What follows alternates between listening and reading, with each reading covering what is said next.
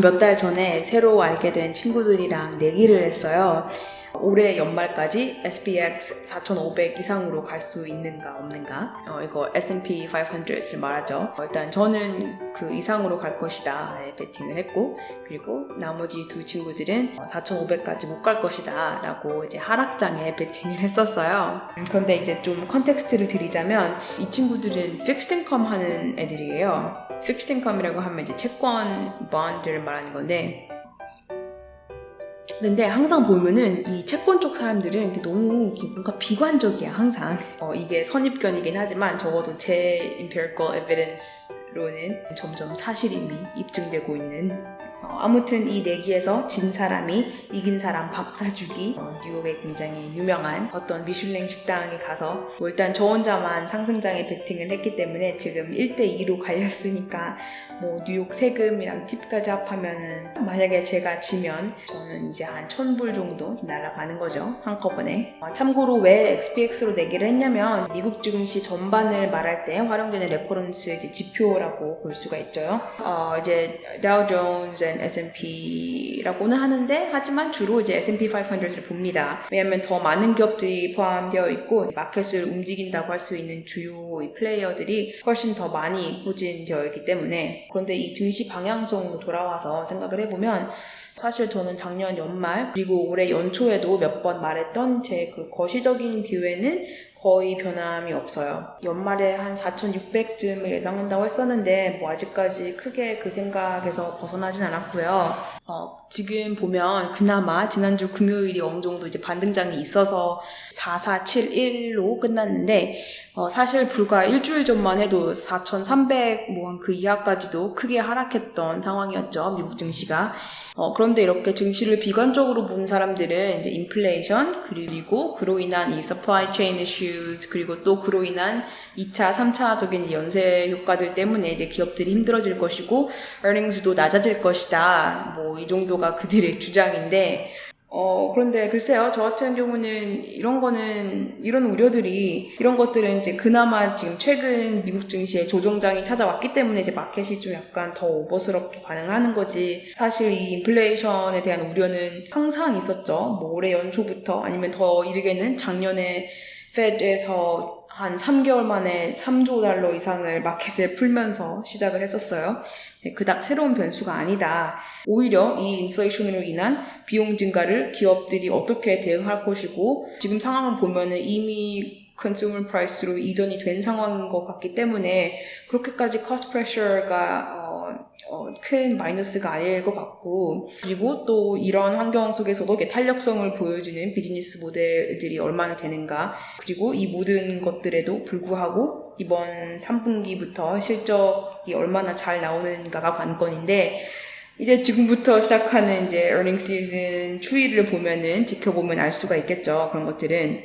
그런데 인플레이션이 상승한다고 해서 증시 전체에 일률적으로 모든 주식에게 하나같이 다 안 좋다는 게 아니라, 그 와중에도 수혜주는 분명히 있어요. 헤지펀드 같은 경우에는 이제 인플레이션 트레이드라고 해서 이제 필연적으로 찾아올 인플레이션이라는 거에 대해서 헤지를 하기 위해서 commodities, 선물이나 이제 원자재 관련주, 그리고 이제 에너지 관련주를 꾸준히 포트폴리오에 편입을 하고 있었는데, 제가 제 채널에서만 해도 한 1년 넘게 꽤 주기적으로 여러 번 자주 언급해서 잘 아시겠지만, 예를 들자면은 이 commodity stocks 중에서 알코아라는 기업이 있죠.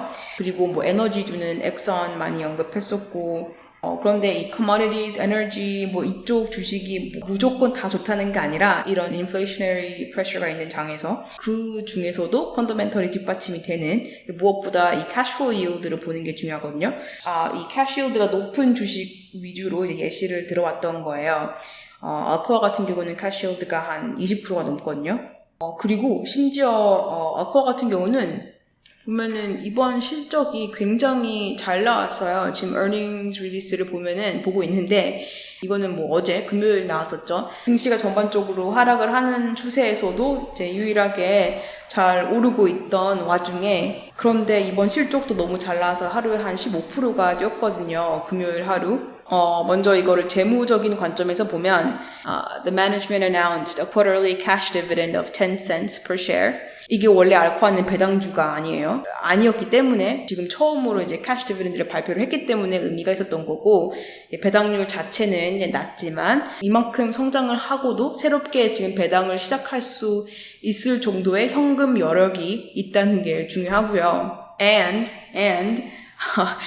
they authorized $500 million share repurchases in addition to the remaining 150 outstanding. 그리고 신규 자사주 매입 5억 달러치의 자사주 매입을 새로 승인을 했고요. 이거는 on top of 이미 지금 1.5억 달러 현금을 자사주 매입으로 배정을 해두고 있는 상황에서 좀 추가로 더 어나운스 한 거예요.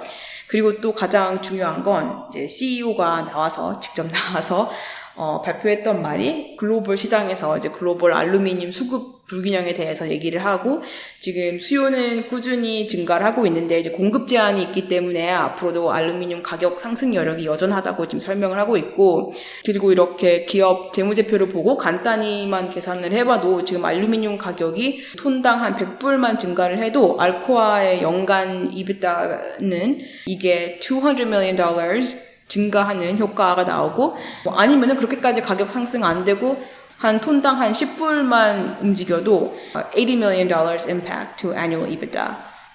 이제 물론 이런 기업들도 이제 인플레이션에 아예 아이솔레이트 됐다는 게 아니라 이제 물론 이들도 비용이라는 게 있죠. 알코아 같은 경우는 에너지 비용, 운송비 같은 이런 운용 비용들이 있는데 이런 것들 역시 상승을 할 것이기 때문에 당연히 cost pressure가 있지만 결국에는 이 수익 모델의 드라이버인 이 알루미늄 가격 상승률이 더 높을 것이기 때문에, 그리고 이 기업의 레버리지나 지금 현재 현금 흐름을 봤을 때 투자자 입장에서 yiel드가 높은 주식이다라는 게 포인트고, 그럼 앞으로 이제 추가 상승 여력으로 봤을 때 지금부터 이제 알루미늄 가격이 어디까지 올라갈 것이냐에 대한 예측에 따라 다르겠지만, 자, 이거는 이제 원자재 관련 주식을 볼 때 무엇을 중점적으로 봐야 하고 주가에 대한 임팩트를 어떻게 생각해 봐야 될지에 대한 예시를 위해서 이제 설명을 한 거고요. 항상 강조하는 거지만 이제 이런 주식들은 인플레이션이 오고 나서 이제 부랴부랴 포트폴리오에 편입하는 게 아니라 이런 인플레이션으로 인한 하락장이 찾아오기 전에 미리 해지 용도로 미리 포트폴리오에 포함이 되어 있었어야지 되는 게 맞지, 지금 사라는 매수 추천이 절대 아닙니다. 지금 이미 많이 뛴 주식들이에요. 너무 당연한 얘기지만 한창 그 테크 주식들이 주도하던 강세장에서는 이제 외면받다가 이제 와서 이제 사라는 말이 아니야. 자, 이제 앞으로 다가오는 3분기에 대한 실적이 굉장히 중요한데요. 그동안 지금 사람들이 지금 패닉해 왔던 것처럼 인플레이션이 그렇게 나쁜가 이제 기업 실적을 보면 알게 될 텐데, 여러 기업들이 이제 이미 실적 발표를 한 기업들도 많고 이제 앞으로도 계속 되는데, 다음 주에 발표하는 기업들 중에서 좀 눈에 띄는 게 넷플릭스가 있네요. 이건 사실 주식에 관심이 있는 건 아니고 그냥 아무래도 이 오징어 게임, 이쯤 되면 거의 안 보는 사람이 없을 테니까 좀 편하게 말해보자면, 주식시장에서의 오징어 게임의 위력을 보면은 이 넷플릭스 주식이 그래도 많이 뛰긴 했지만 이제 곧 다가올 어닝 시즌에서 더 정확한 수치가 나오겠죠. 지금 다음 주 화요일인가가 어닝스인데, 이렇게 구독 모델이 기본이 되는 스트리밍 기업 주가는 결국에는 subscription growth 그리고 컨텐츠 파이프라인이 전부인데, 넷플릭스 같은 경우는 실적 발표 때 이 subscription 이 숫자가 전년 대비, 작년 동분기 대비 얼마나 성장했는가, 그거랑 이제 애널리스트 추정 성장률, 그리고 이제 경영진이 다음 분기 그리고 이번 full year 이 subscription growth에 대한 가이던스, 그리고 그것 대비 애널리스트의 추정치, 이게 다예요. 이거에 따라 주가가 좌우되기 때문에 아직은 오징어 게임이 엄청난 성공을 했다지만 그거 갖고 아직은 섣불리 판단하기 이른 상황이고요. 이제 주가 측면에서는. 그리고 얘기가 나와서 말인데, 이제 미국 초등학생의 한 75%가 사용한다는 이 로블록스.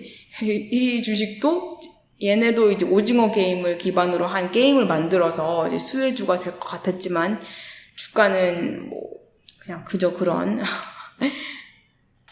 요즘 마켓 리포트를 보다 보니까 재밌는 게 하나 있어서 가져와 봤는데, 이게 this is US cash assets. 지금 미국 시장 전체 현금 보유력을 이제 그래프로 차트로 나타내는 건데요. 일반 이제 개인들이 한 50% 정도를 가지고 있고 미국 전체 캐시에 그리고 active mutual funds는 한 6% 정도를 가지고 있고 pension funds는 없고 지금 다 deploy 했다는 거죠. 뭐 stocks든 bonds든 그리고 foreign investors 11% 코로나 이전 대비 지금 미국 시장에 전체에 풀린 현금은 4조 달러 이상의 현금이 풀려졌다고 합니다. 그럼 그 현금이 다 어디로 갔는가? 여기 보면은 US Equity Mutual Funds and ETF inflows largest on record 지금 역대 최고 수준이라고 하는데 이제 미국의 equity mutual fund나 주식 뮤추얼 펀드나 이제 ETF 쪽으로 들어오는 이제 현금이 유입되는 이 양이 역대 최고치라고 해요. 여기 올해만 보면은 올해 지금 딱 3분기 말까지만 보면은 이 정도 양의 현금이 유입됐습니다. 그리고 그 중에서도 이제 굳이 분류를 해보자면 뮤추얼 펀드 같은 이런 액티브 펀드는 수요가 점차 낮아지고 있고 그리고 ETF 같은 이 패시브 펀드들이 수요가 계속 꾸준히 증가하고 있는 것으로 보이고요. 4조 달러가 늘었는데 그 많은 현금들을 개인이나 머니 매니저스들만 가지고 있는 게 아니라 이제 이 미국 기업들이 갖고 있는 현금도 상당하죠. 그럼 이 기업이 보유하고 있는 현금은 다 어디서 뭐하고 있는가? 놀고 있는 건 아니에요.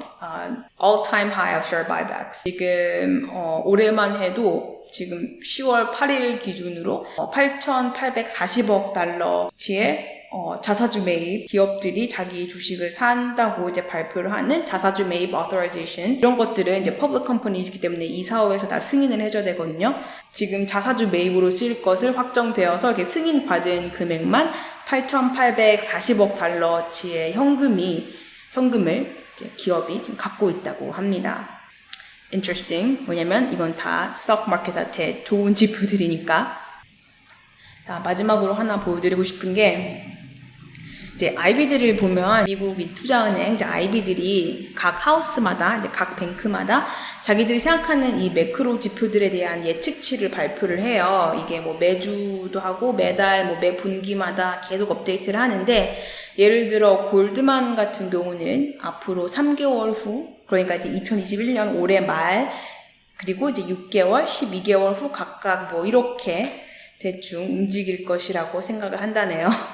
그런데 이런 거 제가 말씀드리고 싶은 거는 이런 거 볼 때 중요한 점은 이게 뱅크들마다 약간 성향 같은 게 있는데 예를 들어서 골드만 같은 경우는 조금 더 시장에 대해서 bullish하고 그리고 이 각종 모델에 대한 가정들도 보면은 좀 aggressive한 편이에요. 그리고 반대로 모건 스탠리나 뱅크 오브 아메리카 이런 애들의 포캐스트를 보니까 이것보다 좀 더 보수적이고 심지어는 상당히 bearish한 편이었거든요.